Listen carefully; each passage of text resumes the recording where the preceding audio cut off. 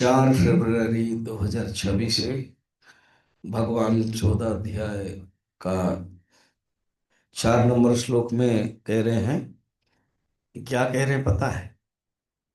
अच्छा, पूर्व श्लोक में भगवान ने कहा कि मैं निमित्त कारण हूं और मेरी जो प्रकृति है उपादान कारण है। उसको एक प्रजनन की दृष्टि से बताया गया। जैसे पिता का वीर्य माता के गर्भ में आधान होता है, गर्भाधान बोलते हैं उसको। हमारे जो संस्कार 16 में से गर्भाधान पुंसवन आदि सब माना जाता है। पहले पुंसवन, उसके बाद गर्भाधान, फिर अलग अलग संस्कार। तो इसी के एग्जाम्पल लेते हैं कि मैं प्रकृति में गर्भाधान करता हूं। ये बताया। कैसे निश्चय कर सकते हैं कि देवादि शरीर विशेषों के भी अन्य कारणों से भी तो हो सकते हैं, और भी तो कारण हो सकता है। तो भगवान कहते नहीं, मैं ही हूं, मैं ही करता हूं। श्री भगवान वाच सर्वयोनिषु कौन्तेय मूर्तय संभवन्ति याः तासां ब्रह्म महद्योनिः अहम बीज प्रदपिता। कौन्ते, समस्त योनियों में जितने भी स्थावर जंगम है, जितनी भी समस्त योनि,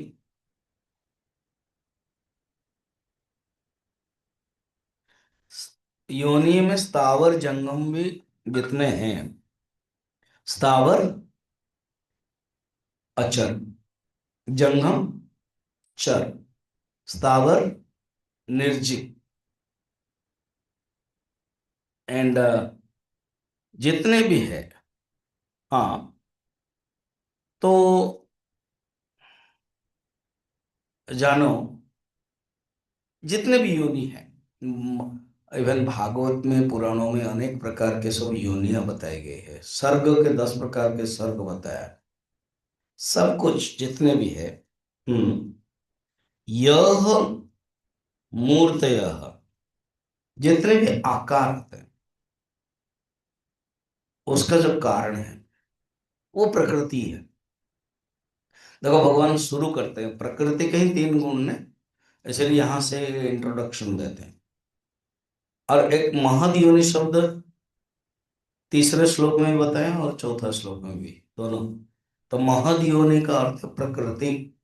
इसको सिंपल में समझे, ब्रह्म ऊपर है, प्रकृति नीचे है, और महतत्व तीसरा में है।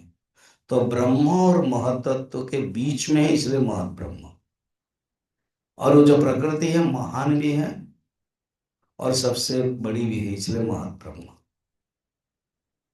तो ये जो जितने भी योनि है, जरायुज, अंडज, स्वेदज, उद्भिदज, ये सब वर्णन है। ये सब जो योनि है, वो सब का कारण कौन है?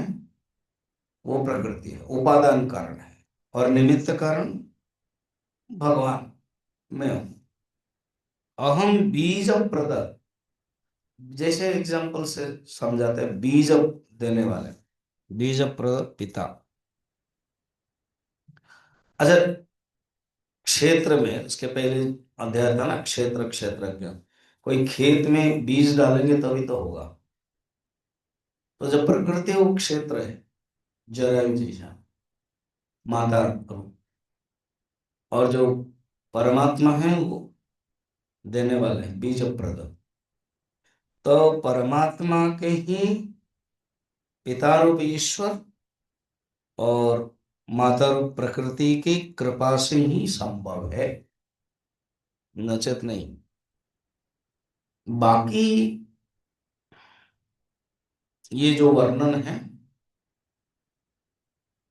प्रकृति अपने खेल खेलती है। प्रकृति का मनोविलास मात्र मिथ्या है, मगर जब सृष्टि की बात आएगी तो करना ही पड़ेगा। यदिदम मनसा वाचा चक्षुर्भ्यम श्रवणादिभिः नश्वरम गृह्यमाणं च विद्धि माया मनोमयम भागवत में कहते हैं तुम इसको जानो, इसी से ही सब होता है। अब आगे डायरेक्ट अभी टॉपिक लेंगे जो हम लोग कल देखेंगे। तो अभी प्रकृति को मेन कहा है और प्रकृति के जो गुण है उसके बारे में बताएंगे।